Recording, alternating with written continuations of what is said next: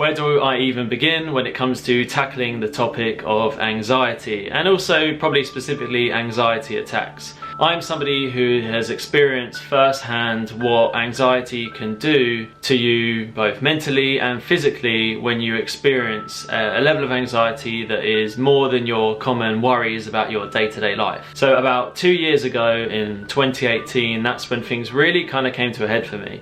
That's kind of where the story we're going to pick up and I'm going to explain my experience from. So in 2018, it all kind of started when I had some tinnitus. I was actually having a problem with my hearing and I was starting to get ringing in my ears, and this was happening throughout the day. This was happening at night time especially, really frustrating, really annoyingly when I was putting my head down to go to bed. And I just couldn't understand what was going on. It had just kind of come out of nowhere and I was starting to get a little bit anxious.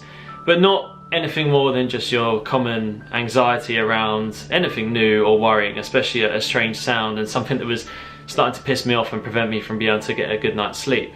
So anyway, much like you do, I went to speak to the GP and they quite quickly referred me to have an MRI. This kind of heightened my fears or my worries about it actually being something worse than I potentially thought it first was. Me having an MRI, for somebody who isn't a big fan of doctors or dentists, if I'm honest, I can be a bit of a wimp when it comes to things like that. And an MRI was quite a big deal. So when I was kind of told this news of having an MRI, I assumed that was only something that people had when there was something big, massively wrong with them. But anyway, I went with it. I was given an MRI date for about 3 months away from the date that I went to see the GP back in 2018. And what happened was, over the weekend I was given a phone call to say that they had moved the date forward, and I was actually kind of urgently having to have an MRI early that following week, which was all a bit confusing. And I suddenly thought, oh, this might mean that things are actually more serious than I first thought, and maybe this tinnitus is actually something more sinister. So anyway, I went and had the MRI, and on the day of the MRI I wasn't very nervous. I didn't really think it was too much of a big deal. And it was when I went into the cabin, and I remember it so clearly now, it was a big cabin with this massive machine, kind of big, loud noises, quite claustrophobic, and thought, oh, this is kind of making me feel a little bit of a certain way, a little bit more nervous, a little more anxious, but I just went with it. Thinking that I didn't really have any kind of issues with claustrophobia or anything like that. When I laid down and put my arms across my chest, and it felt quite small, and I went into this kind of chamber, and for you, if you've had an MRI yourself, you'll probably know what I'm referring to here. So anyway, I was lying there, and the procedure was, like I said, very loud, very noisy, quite an alien-like procedure, not something I'd ever experienced before. Obviously no pain, just a lot of sound. But the big one, the killer, was that the massive part of it was you're not allowed to move at all. You're meant to stay completely still the whole time. So I was lying there, and about 5 minutes went by and I was fine, and about 10 minutes went by, I was fine. About sort of 10 to 15 minutes in, I started to feel this kind of feeling, this kind of tense pain in my chest. I was struggling to swallow, my breathing went all funny, and I just didn't really understand what was going on. This was kind of my first experience with these physical symptoms, which later went on to find out that were probably anxiety induced. So what happened then was I ended up squeezing this. You have this squeezy stopping thing that you can squeeze at any point. I found myself squeezing it and asking for the MRI to come to a stop. This was the most pivotal point in reflection as to where maybe the kind of anxiety came from, and what I kind of dealt with over the past couple of years really started from that moment. So what happened was I squeezed the squeezy stopper thing. That meant that I got pulled out of the MRI, and then what happened was I sat up, I was trying to catch my breath, I was supposedly as white as a sheet, and I remember the nurse at the time be like, are you okay? Like, do you want to stop? Do you want to leave this for another day? You seem a bit shook up. And I was like, oh, I feel a little bit funny. I was like, oh, my chest feels a bit tight. And they were like, look, you're just feeling a bit anxious. It's very normal. So in hindsight, I probably should have just kind of stopped there and called it a day. But instead, at that time, me being me, just kind of blundered my way through and was like, Dan, stop being a pussy, go back in and get it done. So I went back into the MRI, I went through the full 20-25 minutes or however the normal procedure was, the whole time lying there just being like, please, can this be over and done with? As soon as the time went up and I got pulled out, a big gasp of air, and I felt so good to be up and just get the hell out of that cabin.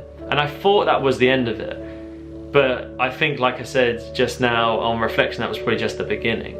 So then a few days go by, and it just happens to be Valentine's Day on the Thursday from the Monday that I had this MRI. It's Valentine's Day. Myself and my wife Ellie, who was my fiance at the time, we went for dinner, and we're at dinner, we're having a lovely dinner, haven't even thought about the MRI, haven't even had any experience of any anxiety since leaving the MRI. We're at dinner and it's coming to the end of the dinner, and I suddenly get this wave again coming over me of this tight chest and this struggling to swallow and rapid heart rate and sweaty palms, and I'm thinking, shit, here we go again. I don't want to be here. I need to get out of this restaurant. So I remember the lady coming over to get me to pay, and due to how much we had spent on the meal, it wasn't even that expensive, I was trying to pay with contactless on my phone just to get out there as quick as possible, or contactless on my card. And the lady was saying, sorry sir, you can't pay, you have to pay like manually, chip and pin. I'm thinking, oh my god, I just want to get out of here as quick as I can.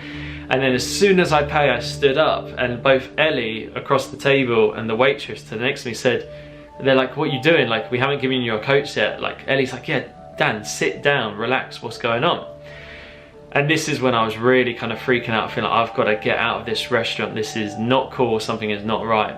So anyway, we quickly got our coats, and then as soon as we left, oh, a rush of a surge of just freedom and release, and I felt so much better.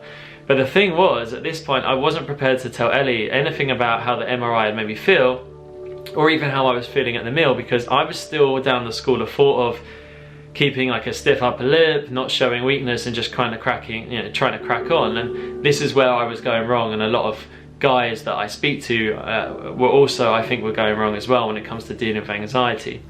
So anyway, that happens, and then the real biggest, scariest moment of my life came about a few days later.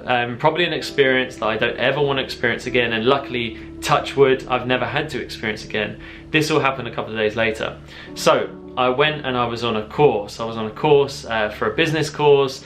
I was with a mentor, and I was on a mastermind with a group of kind of friends and other fitness professionals who were there to grow their business. A couple of days into this this mastermind, I'm just not feeling right. Something just isn't right with me. I'm tired. I had an early start. I had loads of caffeine. I had a workout. I just couldn't get my head into it, which never happens.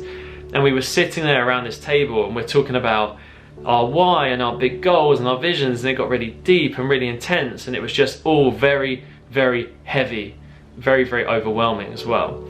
So anyway, so I had this feeling, we went to lunch, kind of calmed down a little bit, but I found myself sitting there at lunchtime with the group of the other guys and girls, and everyone was just kind of talking at me, and I just felt myself literally like eyesight was just closing in, and it just got to a point where I just had to stand up at the table, and I was like, I need to get out of here. One of my best mates now, and at the time, Matt, was saying to me like, Dan, what are you doing? And I was just like, I've just got to get outside. So I went and got some fresh air, and that's when it all just really hit me. As soon as I got outside, I felt like my chest tighten up like never ever before. Like the feeling of having a heart attack, or what I perceive that people feel when they're having a heart attack. I felt like I couldn't swallow. The breathing, the heart rate was rapid, the breathing just was all over the place, and I was literally freaking out thinking, I am going to die. This is the moment where this is it. I literally thought, this is it. I know it sounds crazy, it sounds really irrational. On reflection, it was so far from what was happening. I just felt like I can't be here right now. What the hell is going on? So I called one of my best friends, Omar, who picked up the phone to me, as always, gave me some great counsel to calm me down, but it just wasn't working. I called Ellie, and again, she was trying to calm me down, but it just wasn't working. My chest was getting tighter. I felt like I wasn't breathing properly. I felt like I was going to pass out. My vision was going blurry. I couldn't make any sense. I was barely even speaking properly at this point. And that's when Ellie said to me, Dan, go inside and grab Mark. Mark being the guy running the course at the time. I was like, I can't go in there. There's like 12 other people in there. He's eating, he's hosting this day. He's going to think I'm losing the plot. And Ellie was like, Dan, go and tell Mark. Go and get Mark and go and tell him something isn't right.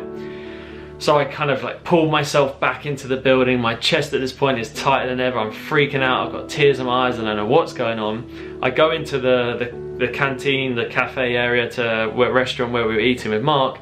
I go and put my hand on Mark's shoulder, and he looks up at me. I remember being like, "You right, Dan?" And he literally just took one look at me, and his face completely changed. and he just knew I just wasn't right. Just something just wasn't right. I was like, Mark, I need to speak to you now. He was like, oh Dan, I'm just gonna eat this and then I'll come chat to you. And I was like, no Mark, I need to speak to you now. And he was like, oh shit, okay. So Mark got up, came outside, we went outside and got some fresh air. At this point again, every symptom is just by the minute just getting more and more intense. I don't know how I got from there to back outside. And Mark, I remember just kind of smiling, almost maybe like laughing about the situation. I was thinking, what the are you doing? Like, how can you find this funny? Like, I just couldn't understand what was going on with him. And he was like, Dan, you're not having a heart attack. There's nothing wrong with you. You're not gonna die. You need to breathe. You're having an anxiety attack. And that's when it kind of hit me, and that was when the penny kind of dropped, that is exactly what was going on. I didn't feel like my heart was gonna stop. I wasn't in even that much pain, but I had kind of crossed between these mental and physical kind of crossover symptoms where I couldn't distinguish the difference anymore between what was going on in my head and what was going on in my body. So anyway, luckily Mark was managed to calm me down, and I'll also always thank him massively for that day. And we went back inside. I carried on with the rest of the day. Of course, I wasn't feeling my best. Everyone was a bit kind of like looking at me a little bit differently from then on, but it was what it was. And I drove home and I remember sobbing my eyes out all night to Ellie and just being like, I don't know what's wrong with me. I don't know what's happened. And that was just kind of the start of it really, because after that day, luckily, nothing has ever hit me almost as hard as that day. That was probably like the worst day of any of this, but I've definitely come pretty close in other occasions. What then went on was the following day, I remember Ellie and I having to go for a walk around the block. Like, we went for like probably like a 5-6 mile walk, because again I was getting these tight chest feelings. I couldn't go to a lunch with my family. I don't think I could even go to the gym, and anyone that knows me knows that that's a big deal. So that happened. Then when I started to go back to the gym, and I was fortunate enough to have a client who was actually a psychotherapist. She was actually the first client I spoke to about this, and she happened to be the first person I saw after the weekend that these events all went down. And obviously she was trying to talk to me in the gym and she was trying to help me, but again the feeling was coming on. We had to leave the gym, we had to go for a walk. She calmed me down, and this went on for quite a while. And it really kind of got to a point where I was almost having these kind of anxiety attacks, anxiety kind of episodes. At one point I think I had one, like I think I tallied up about 12 to 15 times a day. I'm talking from the minute I woke up to trying to make my breakfast, having to go outside, having to drink Lucozade because I thought my sugar levels were all over the place, and not being able to shower without thinking that something was wrong with me, having to get out of the shower. Even when Ellie would leave the house and I would have a shower, I would literally unlock my front door because I would rather be able to scream or shout if someone needed to come in and help me than worry about a burglar or someone breaking into my flat. That's the kind of level of kind of irrationality that it got to with me. And this went on for quite a while. I couldn't drive the same way to work without worrying that I'd have to pull over. I couldn't train in the gym the same way I could. I started to skip sessions. I wasn't sleeping properly. Some nights I was waking up in the middle of the night, crying my eyes out, saying to Ellie that I thought I was losing my mind. I literally thought like I was losing my mind at one point. So anyway, kind of fast forward maybe like 3 to 6 months of this going on. In between all of this, I went skiing for the first time ever, which probably was not a good idea at all. And that was kind of all part of the anxiety as well, kind of going up the mountains for the first time, going to ski school for the first time, being in a car. We drove to and from France, being in a car for hours with Ellie's parents, who at the time didn't know any of this, so I had to kind of put on a brave face. And yeah, I guess where I'm going with this is just kind of building up and getting you to understand the story of like, I get it. If you're here watching this, and probably if you've watched to this point, you're watching this because you either have suffered with anxiety yourself previously, currently, or know someone that has, and you can relate on some level. So you will understand that you don't want to tell certain people, and you do keep it from certain people. And even to this day, I don't think my parents even know to what level I've experienced this. Maybe not even my brother on a certain level.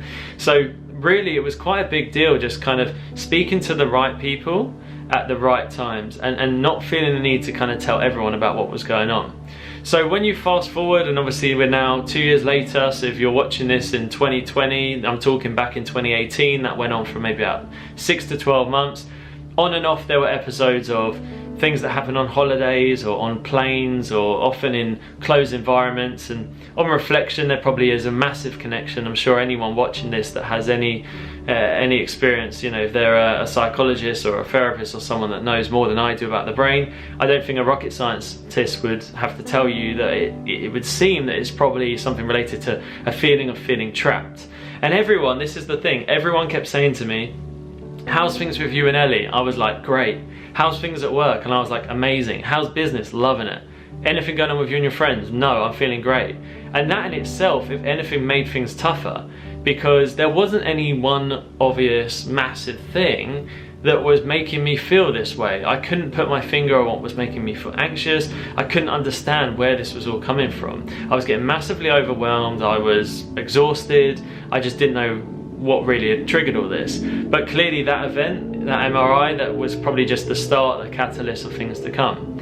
Anyway, the light at the end of the tunnel is where I'm going now. I just wanted to jump on here and firstly tell you my story, and then kind of move on to actually giving you some actionable steps, some ways to cope or help yourself or help someone else you know who has maybe also experienced with anxiety or experienced themselves. Like I said, I'm not sitting here trying to be any form of therapist or coach or any expert in this field. This is not my forte, but all I can tell you is what massively worked well for me, such as speaking to friends, telling my friends and family what I was dealing with. I massively believe that a problem shared is a problem halved. And the more people you can speak to, especially people that have been through these experiences themselves, the better you will feel. Do not bottle things up, do not hold it in. Even me going onto social media, like I'm doing right now on YouTube, like I did back then on Instagram, that in itself was just massive for me, to speak about what had happened to me and not only maybe help myself but help other people in the process. And me cutting back from things like caffeine, spending less time on social media, having less, spending more time catching up on sleep, not going to bed as late. There's so many things you can do, but I think it really does start with talking to people, like I said, your family and friends around you and those loved ones that have potentially experienced this and gone through this themselves. Because even if they haven't, they're going to be able to give you some sort of perspective that is different to the one you're currently dealing with. And if they have, then even better, because you have something to go off of. But I just want to stress that for me, and even to this day when I'm feeling anxious, there's so many things I do now that have managed to help me. And maybe what I can do when I kind of collect my thoughts, and based on how well this video goes down, and if you as in whoever's watching this gets any benefit from this, I can actually start to give some more actionable, clear steps. Whereas this video was just more of explaining my story and just trying to get something out there, just to say that anyone and everyone can go through this. I was going through this when I felt that my body was, I was in the prime of my physique, my business was booming, I was on a business mentorship course for that reason, to grow my business because it was going so well. Like, everything was going great. It doesn't have to just be anxiety or problems with mental health happening to people who are going through a shit time. It doesn't only matter to people that lose their job or get dumped, or something bad obviously doesn't have to happen. It can be just quite simply a trigger you can't even put your finger on. It might just be a series of events you can't even explain. So anyway, this video was meant to be 10 minutes long. I've just noticed that we're coming up to the 20-minute mark. I just really wanted to jump on here and just make this video and just get it out there and try and give some sort of perspective and just try and tell people that it's okay. And mental health has a bit of a stigma around it, and people, especially guys, really do feel that it is something that if you've got mental health problems or a problem with your mental health, or if your mental health isn't good at any given time, that there's something seriously wrong with you. Well, it doesn't have to be like that. Everyone has a level of their own mental health, like your physical health, and it's just where you are on that spectrum at any given time. And luckily, I'm so proud and happy to say that everything is so much better than it once was, but there's still things that I deal with even on a daily basis. But I do put that down to taking action and investing time and money and effort into finding ways to help myself, reading books, listening to audios about personal development, starting to be more grateful, starting to be more mindful,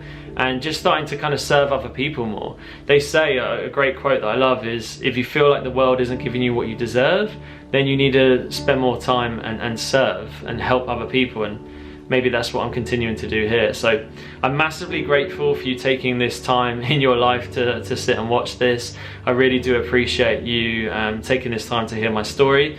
If it resonates with you, then leave a comment. If you want to see more videos, more actionable videos, whether it's to do with health or fitness, mental and physical, and just ways that I can kind of share my story and kind of help you, then yeah, subscribe, like. I'm so amateur when it comes to this stuff. I think those are the things you have to say.